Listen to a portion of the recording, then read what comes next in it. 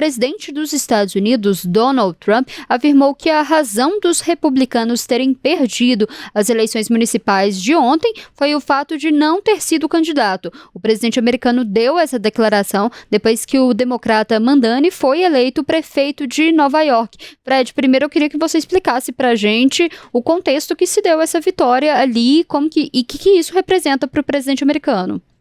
Olha, é uma eleição fora de época, que assim, por causa de resíduos de soluções locais, né? Vacância de cargos, alguns mandatos específicos. Então houve eleições para prefeito de Nova York, para governador da Virgínia, para governador de New Jersey, houve algumas votações para a Suprema Corte de Pensilvânia, a revisão de distrito eleitoral na Califórnia, foram espalhadas, né? E houve uma grande vitória dos democratas nessas eleições, né? Os democratas conseguiram eleger a governadora de Nova Jersey, conseguiram eleger a governadora de Virgínia, fizeram uma revisão nos distritos eleitorais da Califórnia que permitiu que na próxima votação consiga ganhar até mais 5 cadeiras para os democratas no estado que é o maior colégio eleitoral dos Estados Unidos, né? Lembrando que nos Estados Unidos a eleição é indireta, né? O colégio eleitoral, com os votos de cada estado, é que acabam definindo quem vai ser o presidente. Também teve essa vitória, que foi muito importante, na prefeitura de Nova York, que foi a eleição em que Donald Trump acabou entrando mais diretamente. Por que ele acabou entrando mais foi na reta final que ele acabou entrando, né? E o que motivou? 2 motivos, né? Ele defendeu a agenda MAGA, né, do Make America Great Again, contra essa divisão que aconteceu dentro, inclusive, do Partido Democrata, que mostrou a ascensão do Zoran Mandani. Zoran Mandani, ele é um imigrante, ele nasceu em Kampala, Uganda, tem 34 anos, é uma jovem liderança, ele tem muito pouco tempo de carreira política, ele foi deputado pelo Queens, né, na região de Nova York. Ele é bastante conhecido no TikTok também. Exatamente, ele tem uma presença muito forte no TikTok, ele lançou a candidatura dele pelo TikTok durante uma corrida de rua que ele estava fazendo. E ele também nacionalizou a campanha. Ele fez 2 movimentos. Um deles foi, ao ser um grande crítico à ação de Israel em Gaza, ele se colocou desafiando a força do eleitorado, né, do judaico, que é muito forte ali na cidade de Nova York, e também das alianças de Donald Trump. E ele colocou isso no discurso da vitória. Vamos ouvir o que ele falou. In this moment of political darkness, New York will be the light. Here, we believe in standing up for those we love. Whether you are an immigrant, a member of the trans community, one of the many black women that Donald Trump has fired from a federal job. Aí a gente entra até em um outro contexto, né, da questão do shutdown, né, também. Exatamente. Não, ele faz um contexto muito amplo dessa briga. Mas não foi só enfrentando o Trump que ele conquistou votos. Ele também foi muito perceptivo, antes de eu entrar nessa questão do shutdown, ele foi muito perceptivo a uma questão que é o custo de vida. Um dos grandes carros-chefes da campanha dele foi o custo da habitação em Nova York. Para você ter uma ideia, um apartamento de quarto e sala em Nova York, na faixa de uns 60 metros quadrados, o aluguel custa $4.000. Isso em torno dos R$20 mil.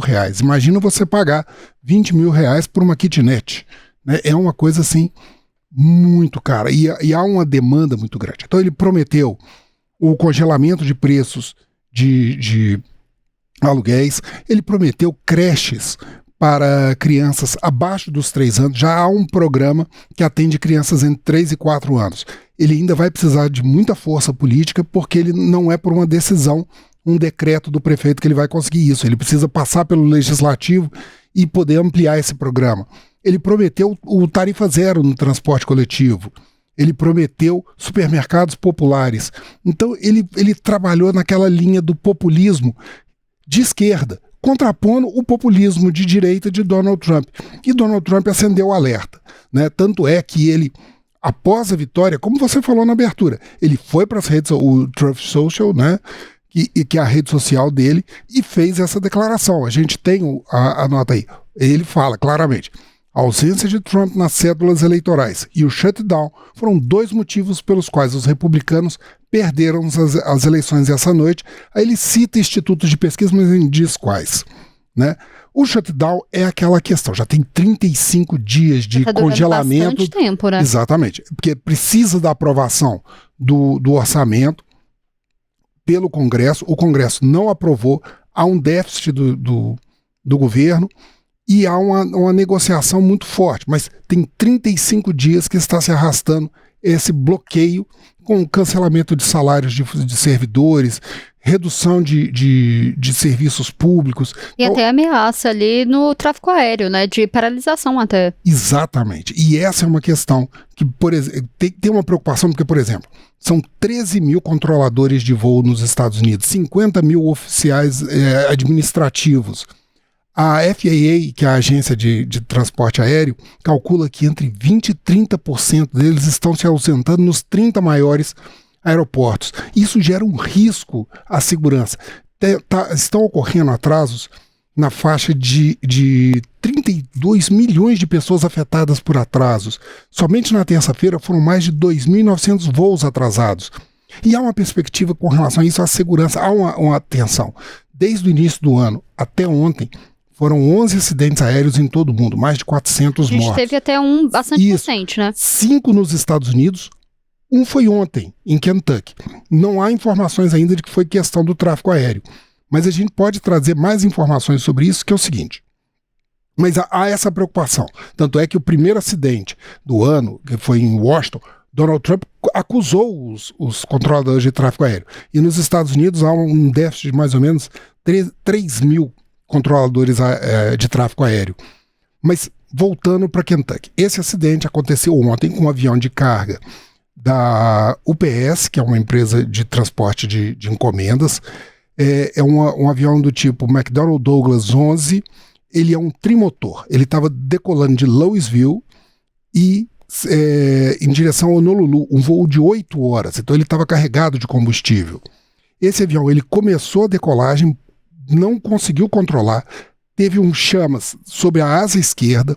Há relatos de que um desses 3 motores que ficam na cauda do avião se descolou, né? E ele não conseguiu a sustentação para terminar. Além disso, ele deslocou, atravessou a pista, né? Atingiu várias outras localidades ali na cidade de Louisville.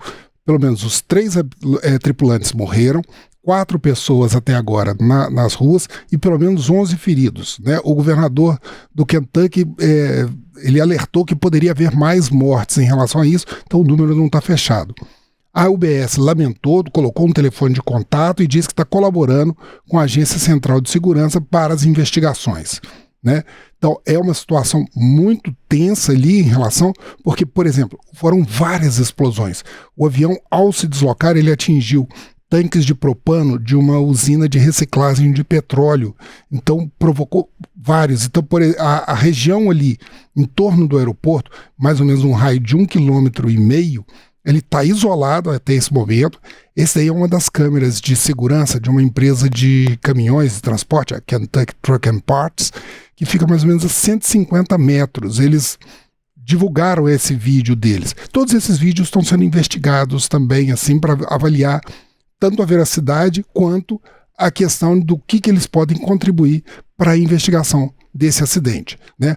Até o momento não se sabem as causas. Eu estou relatando algumas informações que foram divulgadas para as agências de notícias e para o noticiário local ali da região de Louisville e Kentucky.